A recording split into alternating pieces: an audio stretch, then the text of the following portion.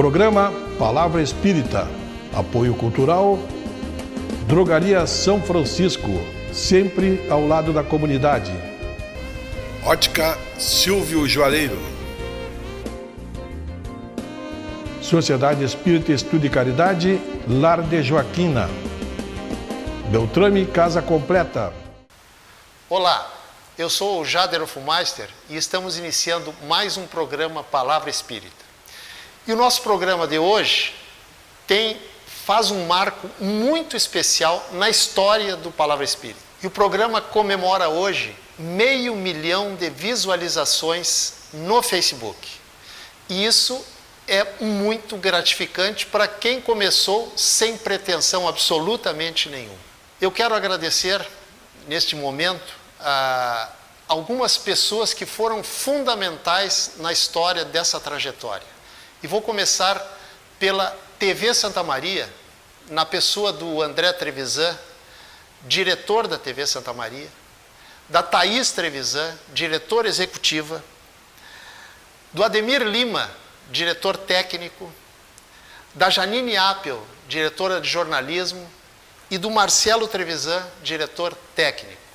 Sem essas pessoas, o programa não estaria obtendo esse sucesso que até hoje obteve. Eu gostaria também de agradecer a TV Santa Maria, melhor dizendo, a Associação TV Santa Maria, nas pessoas do seu presidente, professor Adalberto Meller, do seu vice-presidente, padre Chico Bianchim, e do diretor jurídico, Dr. Ricardo Jobim. A essas pessoas, eu agradeço por terem confiado no meu trabalho, ou melhor dizer, no nosso trabalho, porque junto comigo, quem assiste o programa há mais tempo, lembra que também estava aqui nessa bancada o meu grande amigo, iniciador desse projeto, Moacir Germani. Moacir, muito obrigado. E espero que brevemente o Moacir volte a apresentar comigo o programa Palavra Espírita. Eu gostaria apenas, e tão somente, elencar alguns números a respeito do programa, desse 500 mil de visualizações. O programa teve, nesse espaço de tempo, 17.255 curtidas, 1.112 comentários, sendo que 99% comentários elogiosos, pessoas que fizeram comentário se manifestando que estavam gostando do programa. E compartilhamento, 5.909 compartilhamentos. Eu não poderia absolutamente, de forma nenhuma, deixar de agradecer aos nossos apoiadores culturais que estão hoje conosco, que são a Drogaria São Francisco, Beltrame Casa Completa, Lar de Joaquina e Óticas Silvio Joalheiro. E também agradecer aqueles antigos colaboradores culturais que estiveram conosco ao longo desse tempo. Pampeira S.A., Clube do Livro Espírita Fonte de Luz da SEDIC, Restaurante Fest Bistrô, Escritório de Contabilidade Novo Tempo, Brand Sports, Foco Construções e Lume Execuções de Projetos Elétricos. Então, a todas essas pessoas que fizeram com que esse programa estivesse no ar até hoje e alcançasse esse número fantástico de 500 mil de visualizações, o meu muito obrigado pela companhia de vocês, pelo apoio de vocês. Muito obrigado. Essas seriam as palavras, antes de iniciar propriamente o programa, a respeito desse marco que eu julgo maravilhoso, que é 500 mil de visualizações no Facebook. Encerrando isso, agora vamos passar para o programa que realmente é o programa que imagino que o senhor e a senhora estejam esperando. E hoje o programa vai ser um pouco diferente. Eu vou responder alguns questionamentos que chegaram até mim pelas diversas mídias, por exemplo, pelo Facebook, as pessoas que me enviam em mensagem privada pelo Facebook, ou mesmo pelo e-mail do programa que está aparecendo aqui no rodapé da tela. E agora vamos entrar no programa propriamente dito, que eu imagino que seja isso que o senhor ou a senhora esteja esperando. E hoje eu vou responder algumas perguntas que me foram enviadas através da mensagem privada do meu Facebook. E a primeira pergunta é a seguinte, eu vou citar o nome da pessoa, mas logicamente não vou citar sobrenome nem da cidade que ela é. Chama-se Reinaldo. Sobre cirurgia astral. E o Reinaldo pergunta o seguinte: eu tinha problema sério de rim. Fiz uma cirurgia astral e depois de 3 anos fiz uma radiografia, é o que ele coloca aqui. E o médico ficou surpreso porque eu só tinha um rim. Como foi retirado o outro pela cirurgia astral? Bem, meu amigo Reinaldo, é o seguinte. A cirurgia astral, quem faz, logicamente, não poderia ser diferente, são os médicos do outro plano da vida, do plano espiritual, digamos assim.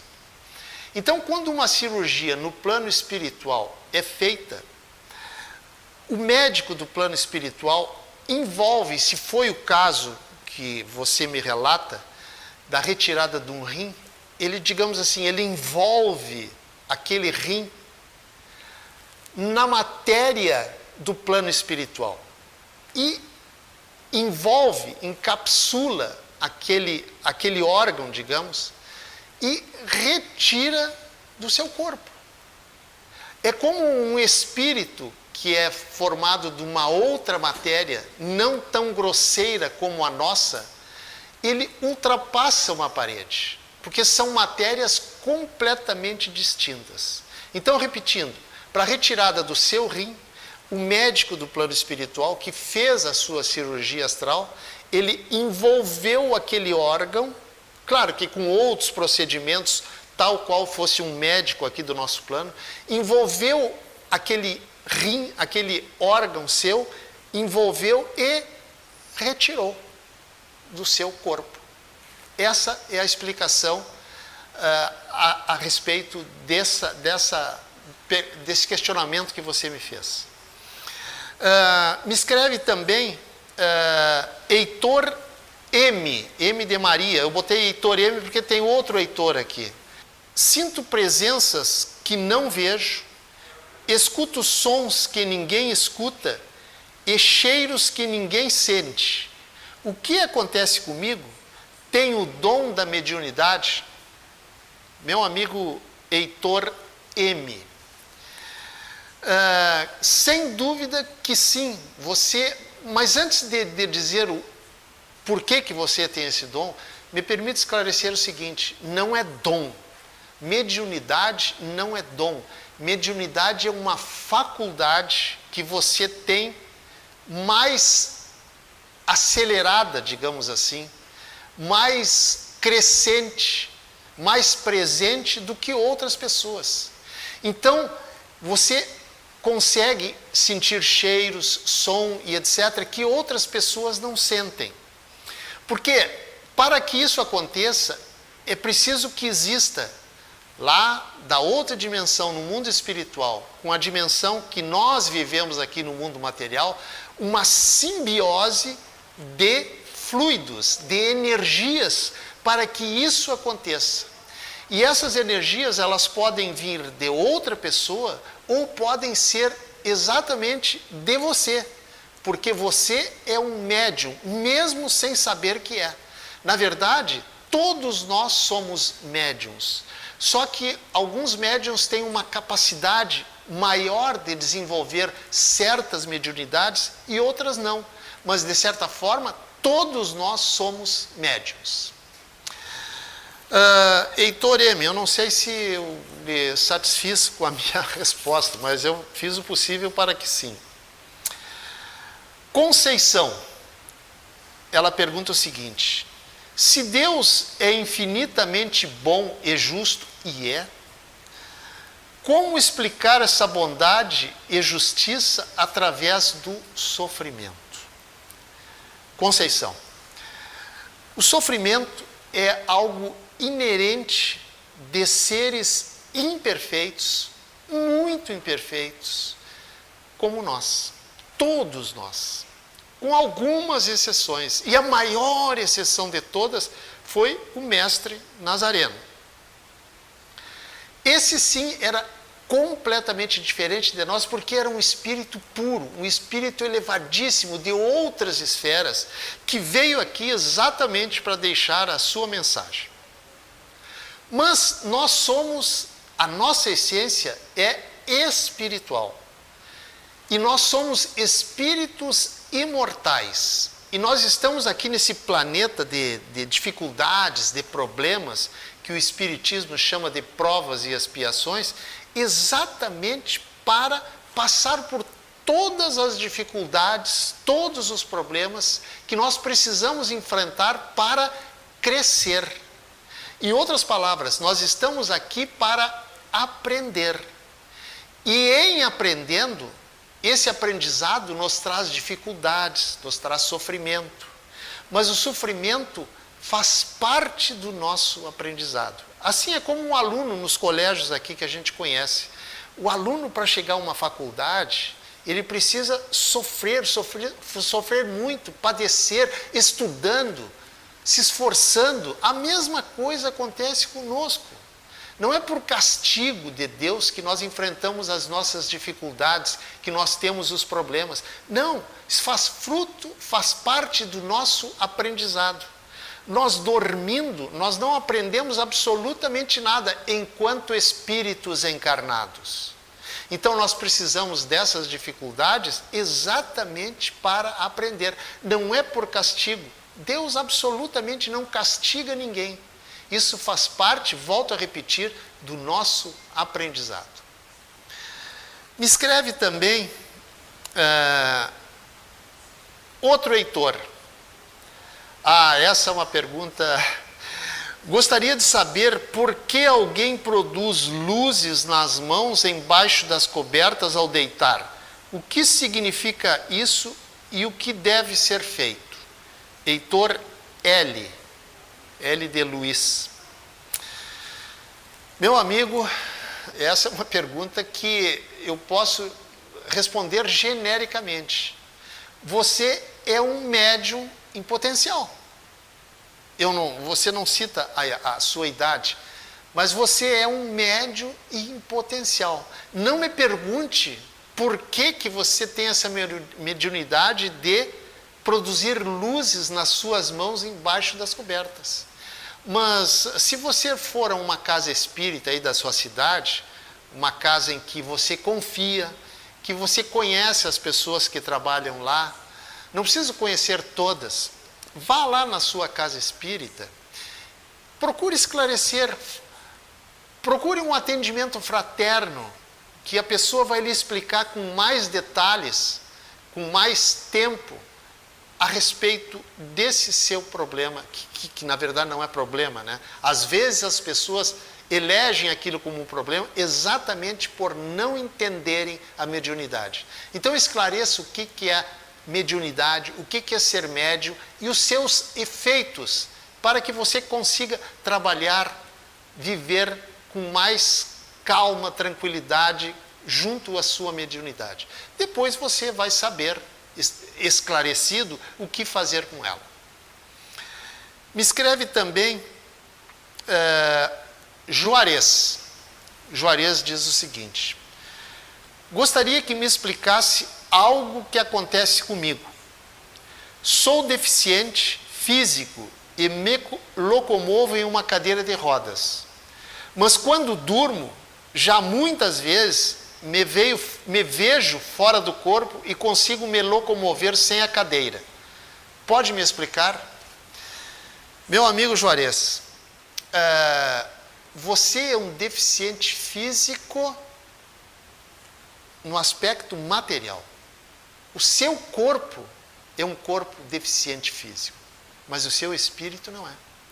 Quando você dorme, quando nós dormimos, quando todo mundo dorme, o nosso espírito, ele tem a possibilidade de sair dessa prisão chamada corpo e andar aonde ele quiser.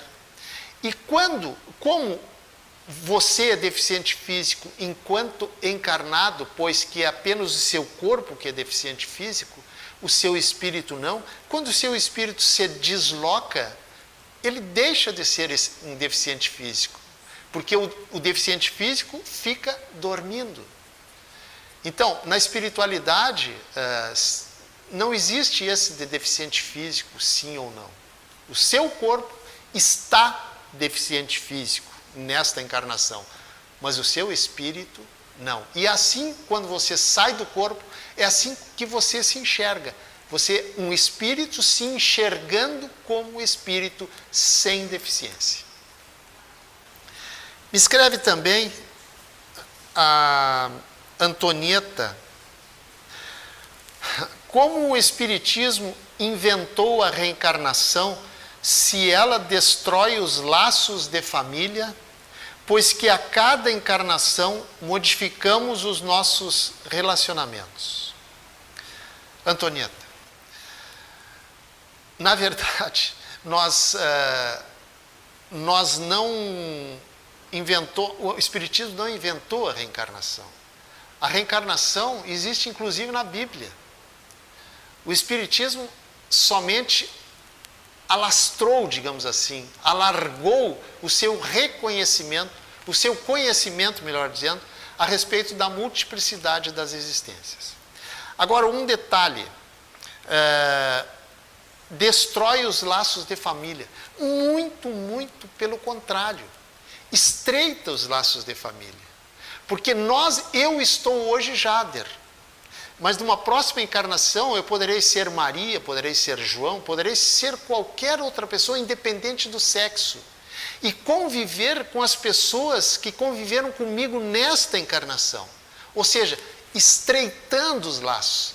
Nós estamos aqui numa família encarnada exatamente para, em primeiro lugar, reconciliarmos-nos com os nossos adversários do passado e estreitar relações com esses mesmos adversários e também com as pessoas que nos foram caras em outras encarnações e que vieram junto comigo e eu junto com eles para estreitar as relações, como eu disse, mas também nos amarmos, nos ajudarmos a progredir e sairmos dessa escala espiritual ainda muito primária, em que somos cheios de defeitos e pouquíssimas ou quase nenhuma virtude. Quando eu digo defeitos e virtudes, são essencialmente defeitos e virtudes. Não são assim, eu sou uma pessoa de bom humor, mas de manhã quando eu levanto eu não sou. Não. Essencialmente 100% de virtudes, certo?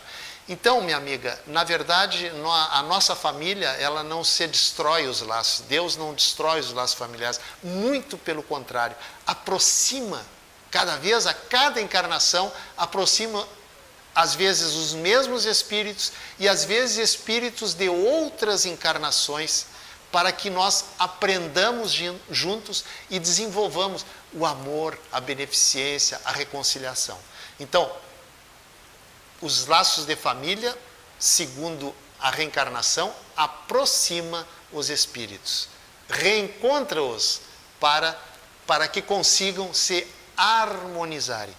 Tudo no universo é harmonia. E nós precisamos nos harmonizar, inclusive com aquelas pessoas que nós não gostamos, que não vamos conseguir nos harmonizar nesta encarnação. Nós vamos nos utilizar, ou melhor, a divina providência vai se utilizar da multiplicidade das existências, das reencarnações, para nos reaproximarmos. Outro Juarez, ele me pergunta o seguinte: eu tenho um cachorro que é muito inteligente, os animais têm alma? Juarez, sim, os animais têm alma, mas não uma alma exatamente como a nossa, seres ditos racionais. A nossa alma, o nosso espírito, que é a mesma coisa, é um espírito diferente dos animais, muito mais desenvolvida. Nós já conseguimos fazer uso da razão, da racionalidade, coisa que os animais ainda não conseguem. Mas tudo na obra de Deus evolui, absolutamente tudo. E não seriam os animais que não evoluiriam, serviriam apenas para o nosso deleite, para a gente brincar com eles? Claro que não.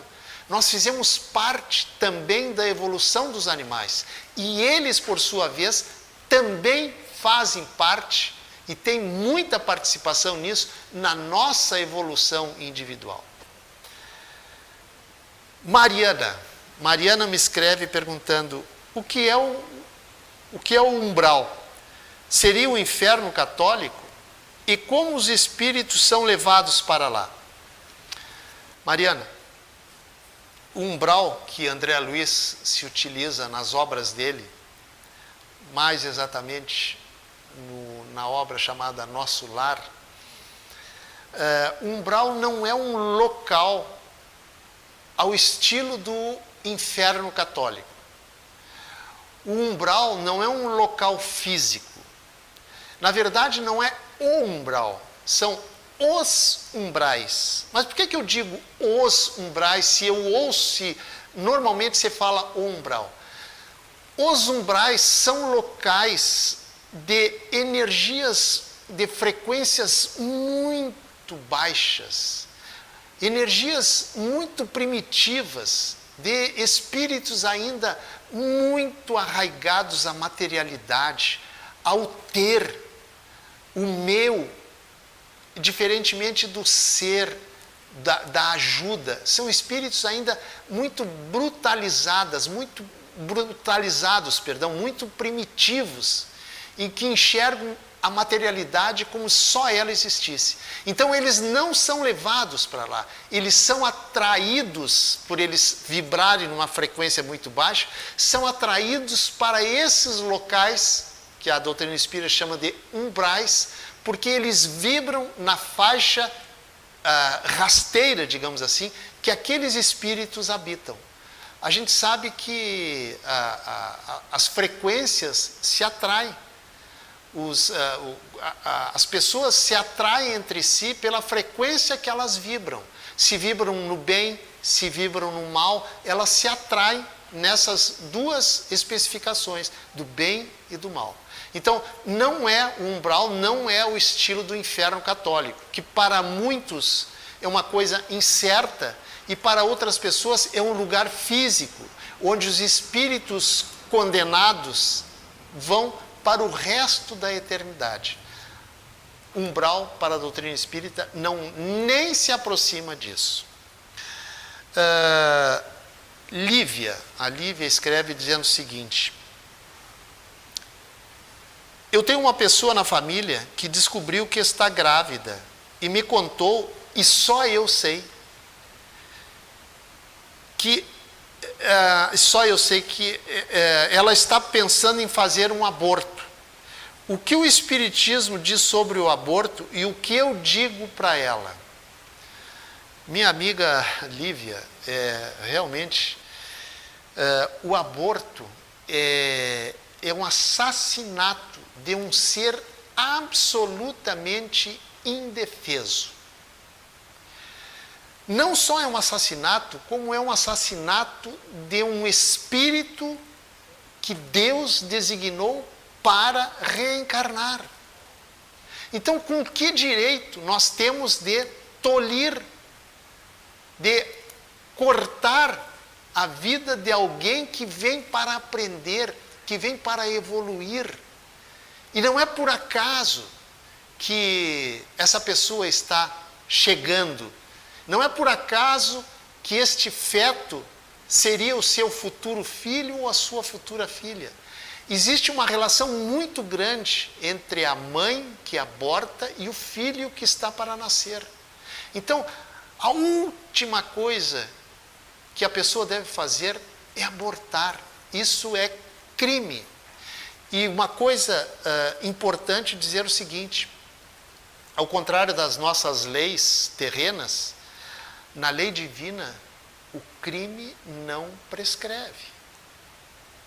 Hoje, muitas mulheres que fizeram um aborto espontâneo, não, provocado, que provocaram um aborto, sofrem nesta encarnação, muitas vezes até com a esterilidade. Querem ser mães e não conseguem.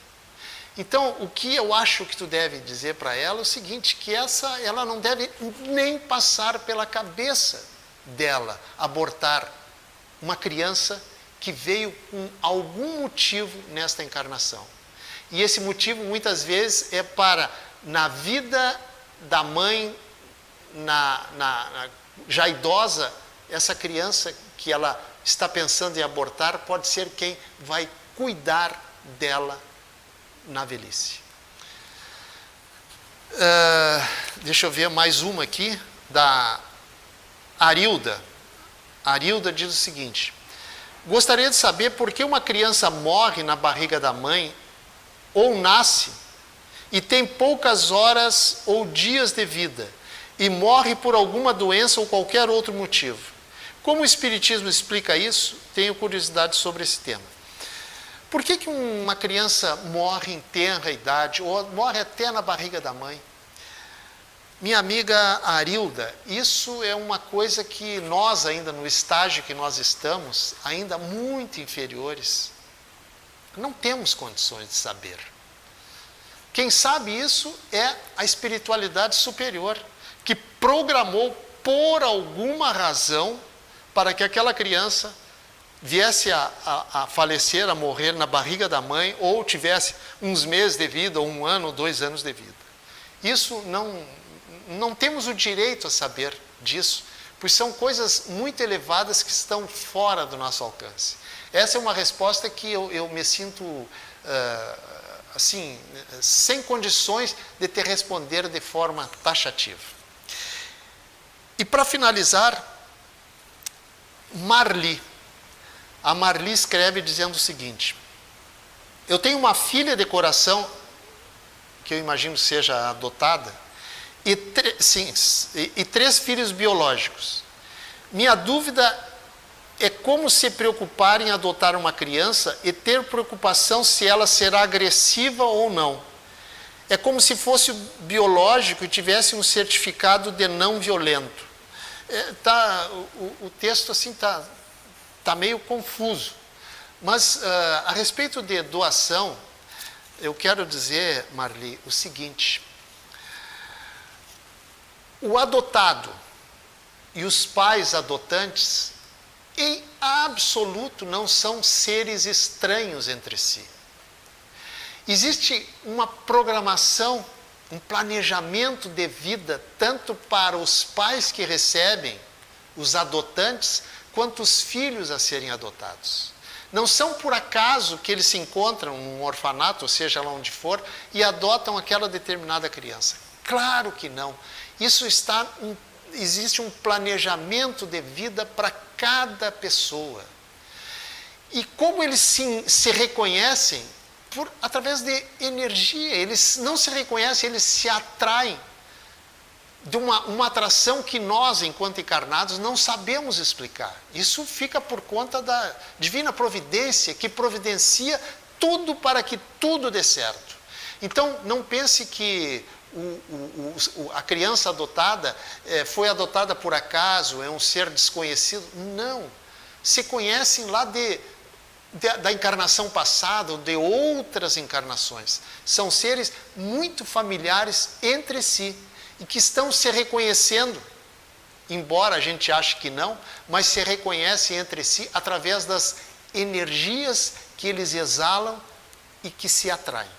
Então, repetindo, filhos adotados não são adotados por acaso, já são velhos conhecidos e que por vários motivos aquele ser precisou ser adotado por aquela família. E a coisa que a família tem mais a dar, independente se o filho vai ser bonzinho ou não, é uma coisa chamada amor. E, dizendo isso, eu estou encerrando o nosso programa Palavra Espírita, hoje um programa um pouco diferente, e quero mais uma vez enfatizar e agradecer a todas aquelas pessoas que fizeram com que esse programa estivesse no ar até hoje, visualizando o programa, tanto na TV Santa Maria, canal 19 da NET, tanto no YouTube e tanto no Facebook. Agradecendo as pessoas que fizeram comentários, que compartilharam o nosso programa. Esse 500 mil de visualizações no Facebook. A você que nos ajudou a fazer e manter esse programa até hoje. A todas essas pessoas envolvidas, a quem eu já agradeci de coração. A todas aquelas que me permitiram hoje dar um abraço pessoalmente. A todas essas pessoas. Mas você que me assiste, que faz esse programa no ar, levar ao ar durante 3 anos e meio, muito, muito, muito obrigado. Certo? E dizendo isso, estou encerrando, agradecendo mais uma vez aqueles nossos colaboradores culturais, Drogaria São Francisco, Beltrame Casa Completa, Lar de Joaquina e Ótica Silvio Joalheiro. Muito obrigado e até o nosso próximo programa.